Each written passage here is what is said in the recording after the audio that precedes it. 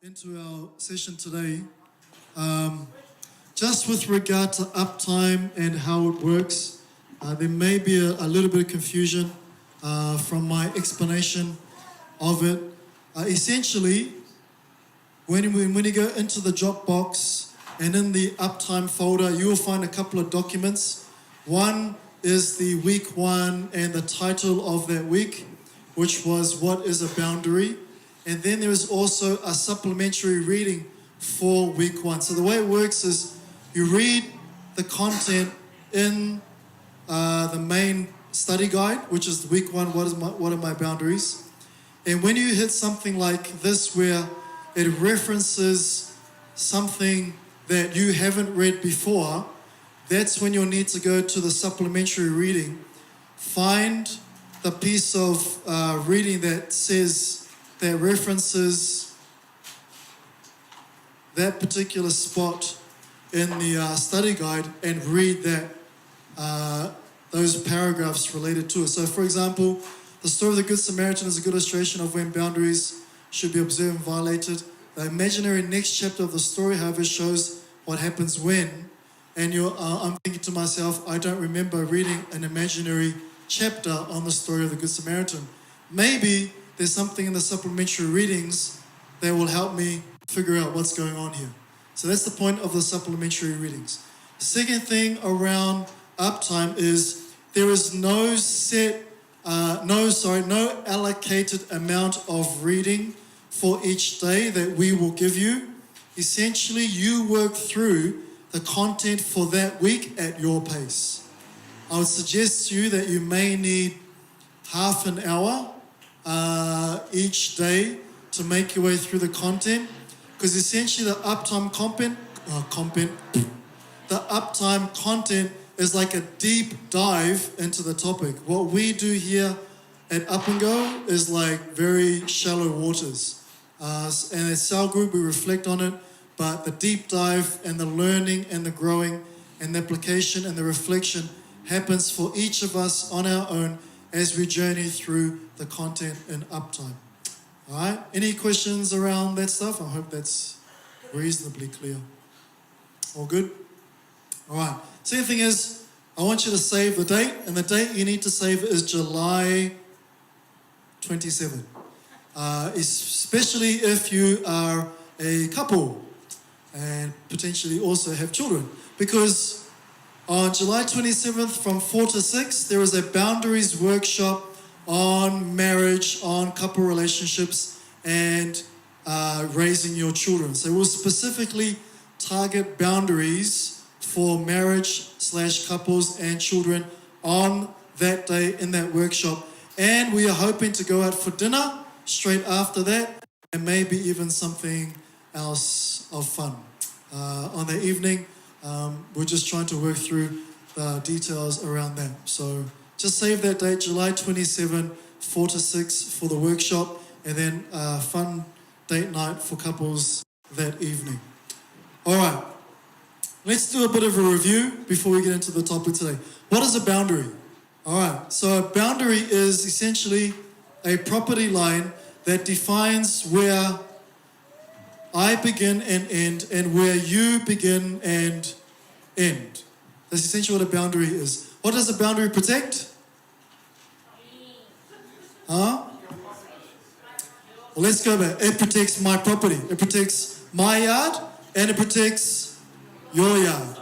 And boundaries tell you who's responsible for my yard, and who's responsible for your yard, and who's in control of my yard and who's in control of your yard, and any rights, etc.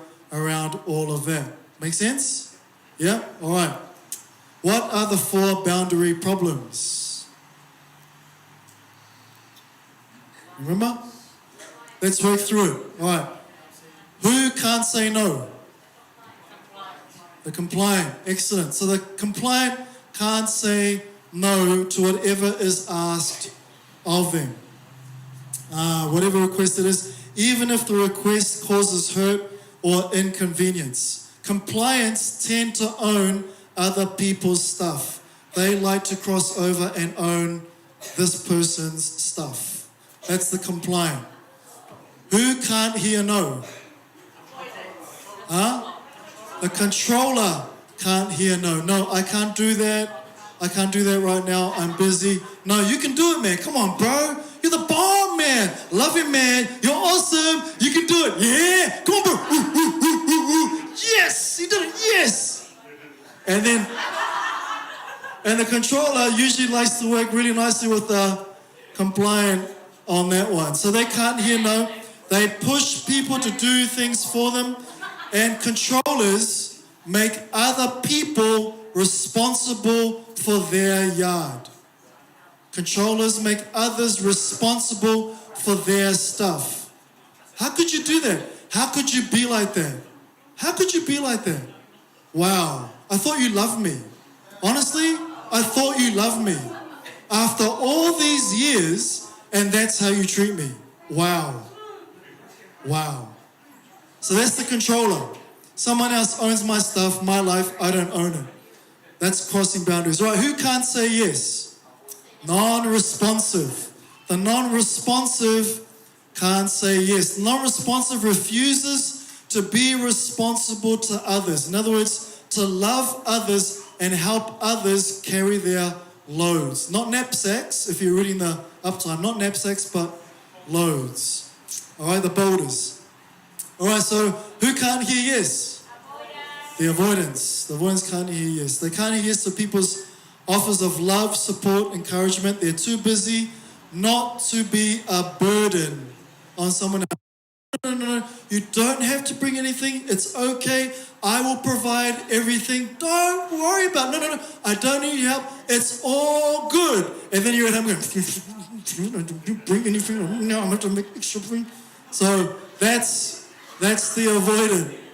All right. Now, okay, there's laughter in the room. That's just, all right, now, an important note around this. You can have different boundary problems with different relationships. Let me give you an example. Early days of my marriage, I could not hear no when it came to my wife. I was the controller in the early days of our marriage. Totally flipped around now, man. I'm like, seriously. No, let's not ask Charlotte. Don't ask Charlotte. Don't ask Charlotte. No need to do that. No. Shh. All right. So in those early days, I was the controller of our relationship. I could not hear no when it came to Charlotte. However, with my mum, guess which one? I was the compliant. And guess what happened to my marriage in those early days? Because it was like, mum would say, hey son, da-da-da-da-da, you should da-da-da, you should that, have you thought about it, you should do that? I'm like, yeah, okay, mum. Because I want to make sure you're happy. And I go to my wife, my wife says, you're not married to your mum, you're married to me. And you have forgotten your boundary. All right? So, there's no point you trying to please your mum, all right? You need to please me. All right? So, and I gotta tell you, it took a long time for me and my mum to like snip the apron cord. Because I felt like I had to try and keep her happy, and she felt like I needed to keep her happy. In fact, my mum would say to me many times growing up, and this is Psalm 1, and Leslie's looking at me going, because she knows exactly what this is like. Ya maua so o ngā, ya maua may always so o ngā. So this idea, you need to be useful to me before you go live your own life. So there's this massive obligation with me and my mum that you need to be useful for me. Make sure you take care of me first. Be obligated to me first. Then you can go live your life. Fulfill my needs, and then you can go do your life. When we were given the opportunity to raise up children, we weren't given that opportunity to raise children so that they could fulfill our needs. If you're looking to have children to keep you happy, then you have the wrong motivation for having children. Oh, I think that was the workshop for children. Okay. Oh, okay. So, all right. So don't have kids. What is it? Okay. All right, so let's get to today's topic. Today's topic is 10 boundary laws. All right, so when it comes to boundary laws, when it comes to laws in general, you've got laws of nature. The laws of nature, they govern, explain how the universe works. For example, you've got the law of gravity, you've got the law of cause and effect. God gave 10 laws on how we interact with and treat others and relate to Him and relate to each other. Henry Cloud and John Townsend talk about how there are 10 boundary laws, which are the laws of life and relationships. And these 10 boundary laws, they govern, explain how life and relationships work. So we're going to explore those 10 boundaries today. So just like God put 10 laws on a tablet of stone, we've done the same, and we're going to put our 10 laws on this tablet. So here go the 10 laws. There's the law of sowing and reaping. There's the law of responsibility. There's the law of power, the law of respect, the law of motivation. Thank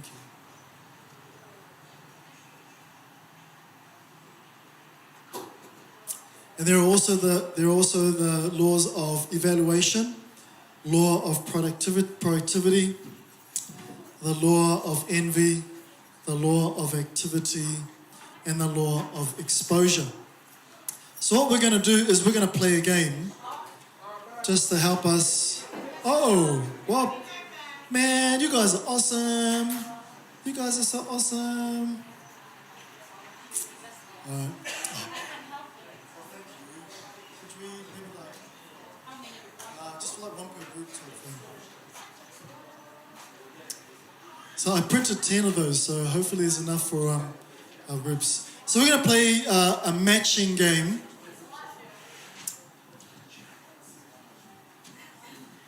We're going to play a matching game.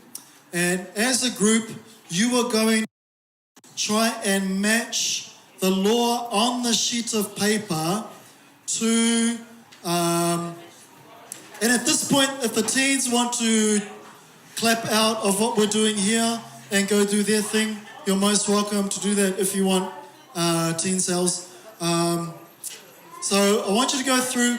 There are Bible verses on the right-hand side, and then there are the laws on the left-hand side, and you have 3 minutes as a group to match the Bible verse to the law.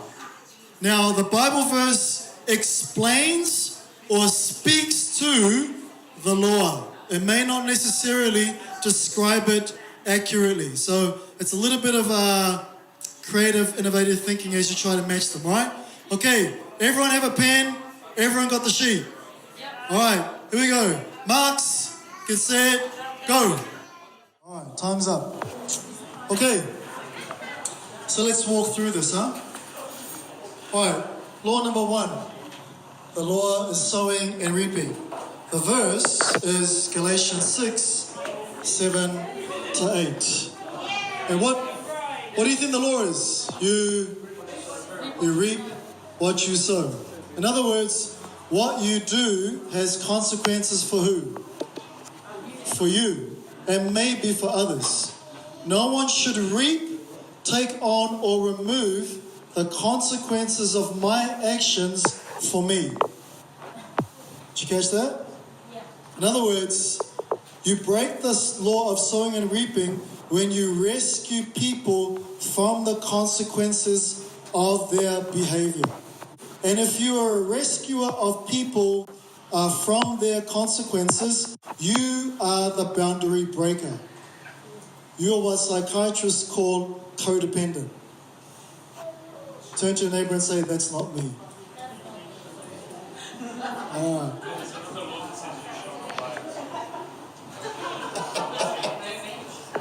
right. Here's the second law. Is the law of responsibility.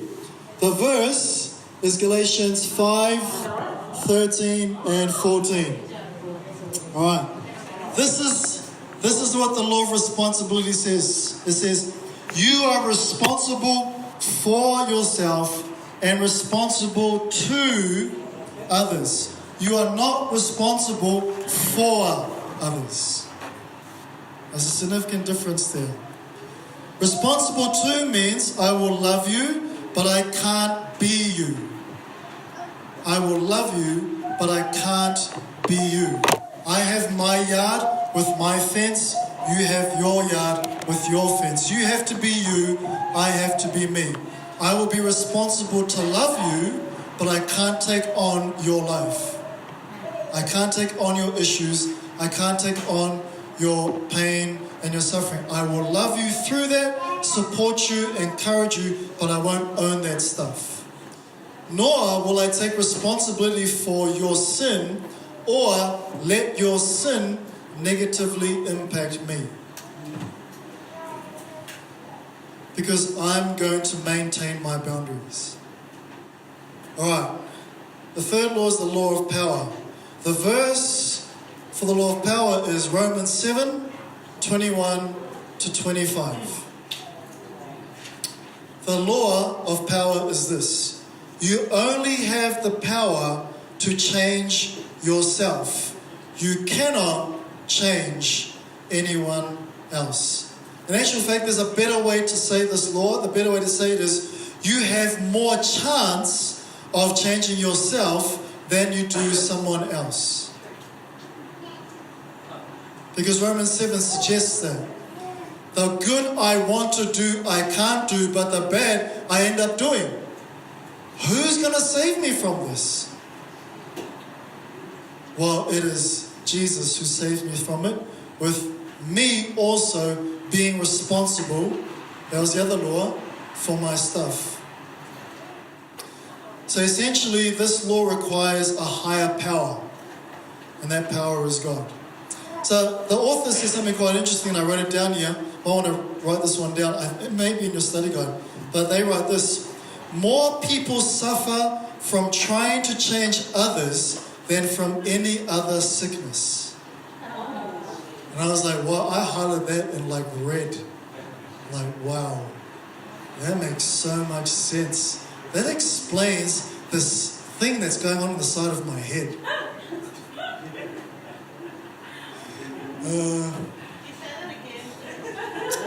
More people suffer from trying to change others than from any other sickness.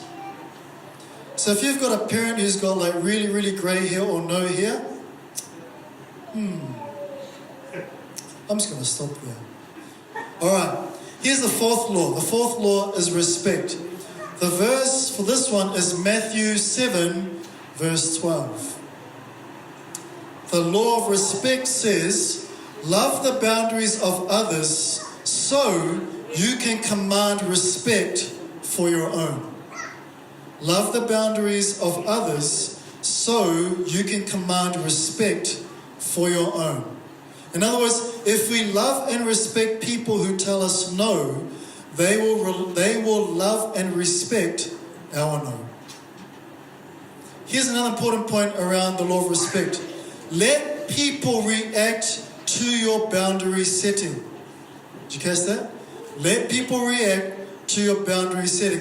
Even if that reaction is anger or abuse or challenging or yelling, etc., etc. Remember this statement, freedom begets freedom. Freedom begets freedom. Give them the freedom to react because you're respecting their boundary. If you want to react in anger, that's fine. But I'm setting my boundary, and if you get angry, respect. Total respect, get angry. Because you have the freedom to get angry. Just like God does the same for us. God says, don't do this. We say, yes, it's fine. That's fine, get angry. That's okay, you can get angry about it. But I'm not going to own your anger. Your anger is your anger. That's the whole boundary setting stuff. So, the real concern that we should have with regard to the law of respect is this. It should not be this, sorry.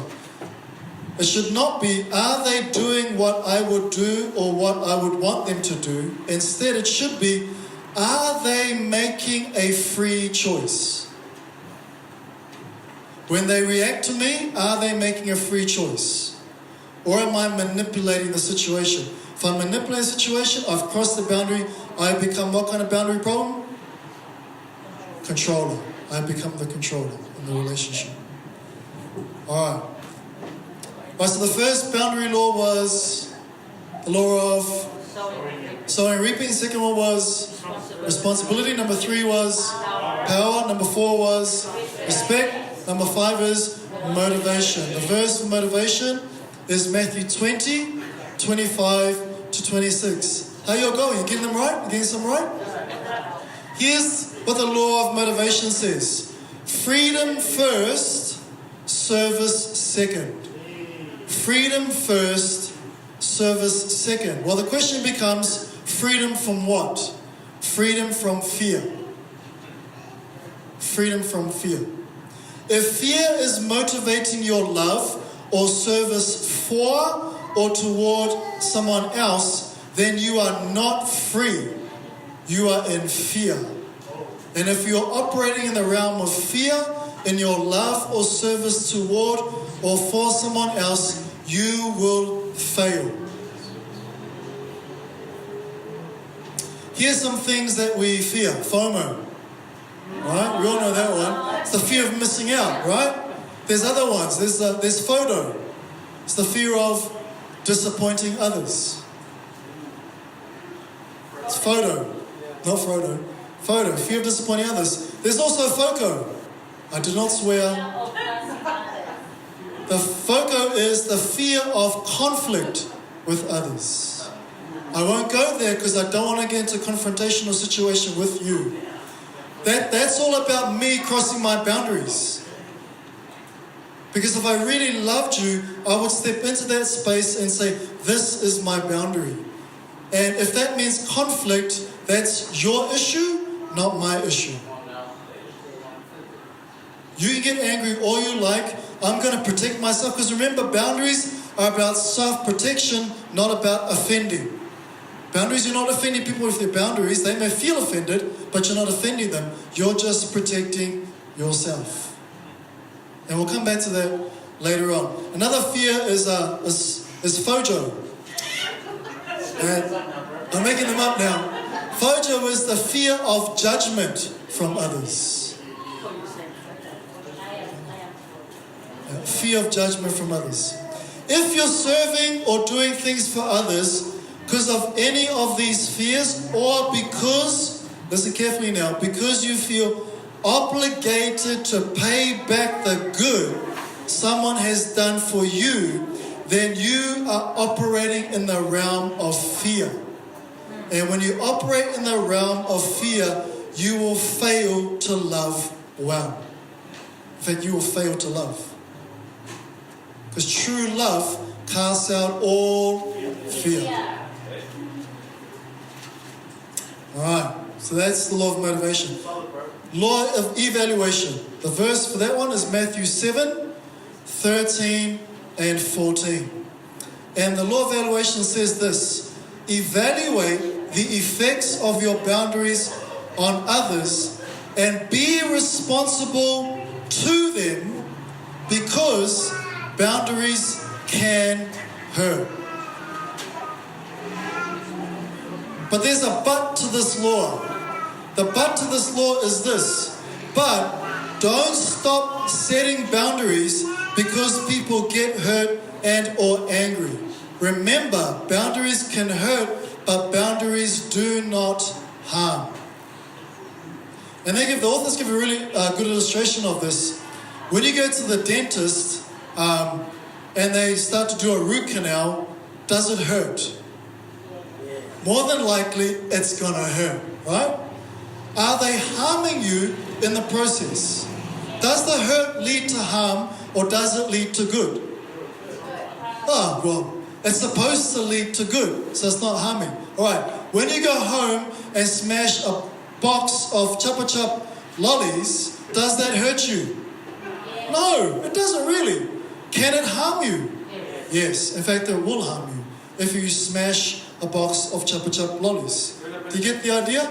Huh? You end up at the dentist. Who's going to hurt you so you don't get harmed. Yeah. Do you get the idea? Boundaries may hurt, and they probably will hurt, but they cannot harm. Because they're a defense space, not an offensive space. Alright, so that's the law of evaluation. The seventh law is the law of proactivity. The verse for this one is Matthew 7, 1 and 2.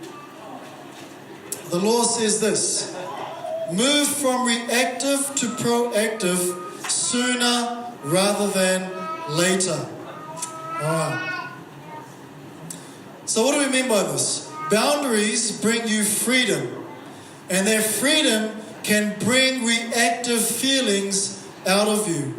And those feelings may include anger as, for example, let's say you're an abuse victim and you've found the freedom of setting your boundaries, and suddenly all that hurt, that pain, that anger suddenly gushes out of you. That's a reactive response. It's a reactive feeling that you're having as you're setting up these boundaries. But the point is, you cannot stay in reactive mode. If you live your life in reactive mode, saying, I have the freedom to express myself because I've been a victim, I had all these things happen to me, so I'm allowed to, I have the freedom to react this way. If you continue to live your life that way, you are actually continuing to perpetrate your victimization. You are still playing the victim. You need to shift from being reactive to being proactive. And proactivity is about setting boundaries that protect your personhood.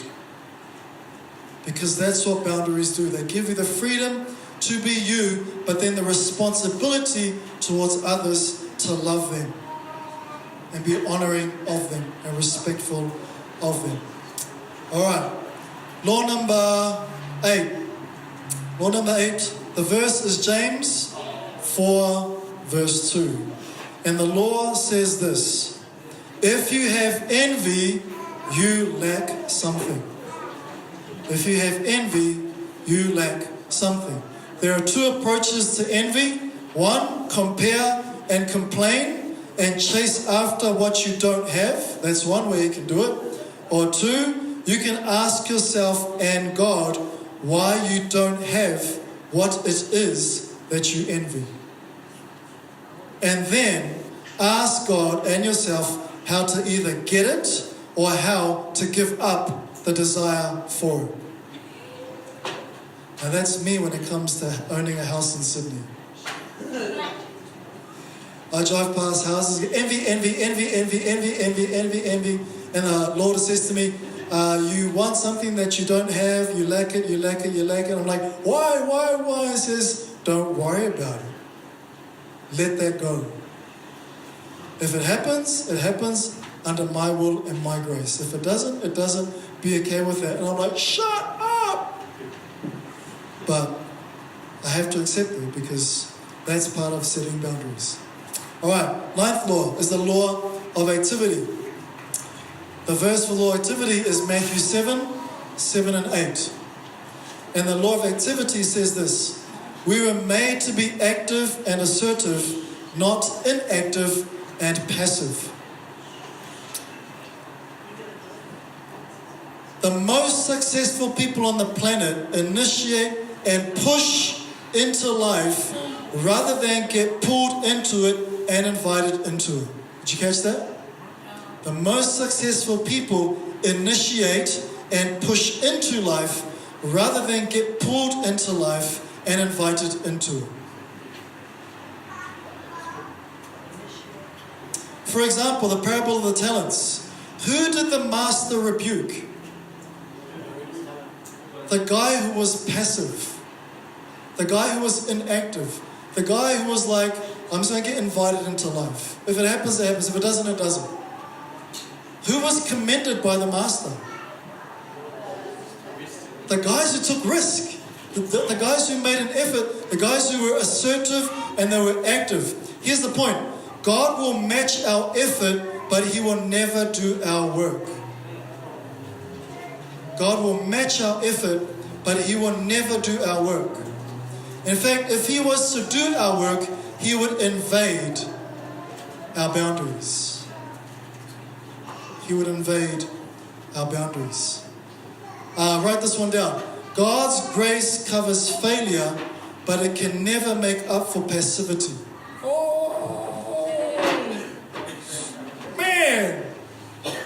God's grace covers failure, but it cannot make up for passivity. So God doesn't extend us grace because we're passive. He extends us grace when we fail. He says, all good, son. Get back up. Let's keep going. Keep trying. But to the kid who's sitting there going, I don't want to do anything, he says, psh, I ain't got grace for that. Because you aren't owning your life. You are wanting someone else to own your life. You are wanting me to come along, invade your boundary, and live your life for you. I will not do that. And by the way, passivity can become an ally to evil. Because evil is an active force. Evil is not passive. Just look at our world today. So much activity in the realm of evil. And where are Christians in that space? Passive. So we become allies of evil in the process. Alright, last law, exposure. So I hope you're processing these laws and stuff because we're going to get into a little bit of a case study in your groups where you get to explore this stuff, right? So the verse is Luke 11, 33 and 30 to 36. The law says this: expose your boundaries to others because life happens in community. Essentially, this is the path to real love. Communicate your boundaries openly. Communicate your boundaries openly. Real relationships mean that I am in the light with my boundaries and other aspects of myself that are difficult to communicate. Here's the big idea around this law. Healing always takes place in the light. Healing always takes place in the light. Alright, so we're going to walk through a story. You're going to walk through a story in your group. It's the story of Absalom. I've taken snippets of the story and pasted it into this handout that Paloma's giving to you. Alright, so folks, what we're going to get you to do is I want you to read the story in your Dropbox. If you get a Dropbox, if you go to UIG Talks, I've also put the PDF on it in there so you can follow along and read. Get someone who loves to read and they can read it out loud for everyone to hear. And you can also follow along in the PDF. The PDF is called Absalom's Story. It's in the UIG Talks folder. I'm going to give you 5 to 8 minutes to read the story and then answer those 2 questions on the screen. Alright? Alright. 8 minutes. Only Master said, go for it. Read the story, listen carefully to the story, and then answer the 2 questions. Alright, family. We're going to keep going. Just a little bit more content to get through. And then we'll call it a day. So in your cell group this coming week, you will take another dive into the 10 boundary laws as well as the lies we tell ourselves about setting boundaries. There was something I forgot to mention about uptime. Just letting you know, uptime, because it takes a deep dive into what we do, what we talk about on a Sabbath, it's actually much slower. So there's a disconnect between the talks we will do on Sabbath and the content you will walk through or we will walk through during uptime in the week. We are already 3 to 4 weeks ahead of what the uptime content will walk us through. So just be aware of that it's going to be a disconnect between what happens on Sabbath and what you read in your uptime. Cell group is the place where you'll unpack further what we do in this space. Let me talk you through the 8 lies or myths about boundaries. Number 1 is if I set boundaries, I'm being selfish. Not true. In fact, the most selfish thing you can do is not have boundaries. And what do we mean by selfish? Sometimes to be selfish is good. It's the self-centeredness that's the issue. So there's a difference between being selfish and being self-centered. And sometimes it's okay to be selfish. Selfish essentially is about taking stock of your life. figuring out what's going on in your world, and taking responsibility for them. You're just being selfish. Okay, call it what you want, but I need to take responsibility for my life. I ain't going to tell you what to do with yours, but I need to take responsibility for mine. Alright, so that's the first lie we tell ourselves. Second one is boundaries are a sign of disobedience. Again, not true. It's the obedient person who sets up boundaries, because a person who has the heart of God and wants to pursue being like Christ would put boundaries in place for themselves, because God set up boundaries for himself. And if we're to be like him in terms of the way we live our lives, then we need to set boundaries too. So it's actually a person who is obedient sets boundaries. Alright, number 3, if I begin setting boundaries, I will be hurt by others. I think that was pretty self-explanatory. Again, it's false. They can rage at you, but because you've put your boundaries in place, boundaries are a protection for you. When someone rages at you, your boundary should say to you, I need to get out of this space. This space is dangerous. This is not the kind of space I need to be in. I'm out. And you just clap out. You clock out of that environment. And you don't engage that environment again until you see that person has become healthy with their own boundaries. So that statement is a lie. Number 4, if I set boundaries, I will hurt others.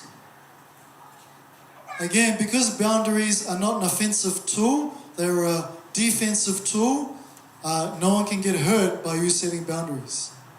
They may be offended by your boundaries, but again, that's on them. Yeah, that's different to harm. And again, harm isn't something that... It's like the drunk who blames the pavement for the gash on his head. Number 5, boundaries mean that I'm angry. Psh, what's up with you? I mean, like, far out. Are you angry at me? Did I do something wrong? No, not at all. Actually, there's actually nothing wrong with the emotion of anger. Anger tells you a wrong has been done. Anger tells you this is dangerous. It's what you then do with the anger that's the issue. So, too many times Christians in Christian circles, we evilize, demonize, thank you. We demonize the word angry, the emotion angry. It's an emotion that God gets angry. He gets angry as well. So, alright, number 6, when others set boundaries, it injures me. Not true, because boundaries are a defense tool, not an offense tool. Frank, can I just ask, righteous anger is fine, but if you get angry about the wrong thing, Yeah. that's differently, right? Yeah. But even when I get angry with the wrong thing, I should be self-aware enough with my boundaries. The next question should be, why am I angry? What's going on inside of me? Well, it's blah, blah, blah. No. That you're trying to make them responsible for your anger. Your anger is your anger. So what's going on in your world that is making you feel the emotion of anger? Because they're in my world. Wow. Turn to your neighbor and... No. Turn to your husband. I was going to say that, but I stopped. Thanks, bro. You're welcome, bro. Alright, number 7. Boundaries cause feelings of guilt. Not true. Not true. When you begin to feel feelings of guilt when it comes to setting boundaries, what have you done? You are owning someone else's stuff. So when you walk through the Uptime content, it's going to go real deep into this stuff. And you'll explore more in there. I'm just like scratching the surface. And the last one, boundaries are permanent and I'm afraid of burning my bridges. No, boundaries don't have to be permanent. Who owns the boundary? I do. I'm in control of the boundary. So I decide how permanent or unpermanent, non-permanent it is. I decide the flex on that boundary. That's my decision to make. Alright, good stuff, huh? Whew, man. Challenging stuff. How many times did I get knocked on the head when I went through this preparing for today. All right, so that's it. 10 boundary laws, 8 myths or lies about boundaries. In cell group this week, we'll put up this weekend the cell group guide for you. Tonight, I will post the uptime content for this coming week so that you can work through that, which is understanding boundaries. Next week, Ki will explore boundaries and your family. Ki is still exploring boundaries and family. Please bring tissues for Ki next week. That's going to be a fun week next week for Ki. Fun week. Alright, so next week, boundaries and family. Uptime is understanding boundaries. We'll explore understanding boundaries. And okay, that's it. I thought there might have been something else, but I think that was it. Let me double check. Yeah, no, that was definitely it. Please don't forget to save the date, July 27. For all our couples out there, come along and we'll talk through children and partners and setting boundaries in that space. So let me just pray for y'all and then we'll get Joseph to do our announcements.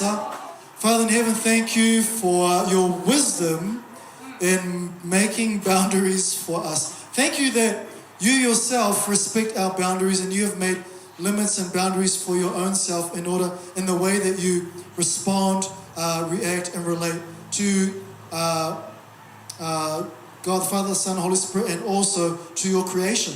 And Lord, I pray that we, as we've learned about the boundary laws, and as those lies start to penetrate our minds, or as we begin to set boundaries with our different relationships, give us the courage, give us the conviction, give us the love that only you can provide, that enables us and empowers us to do what obediently we should do, which is to set boundaries for ourselves and the relationships which we interact with. Bless our journey this week as we continue to explore this marvelous and important topic in our lives. Let everyone say, Amen. Amen.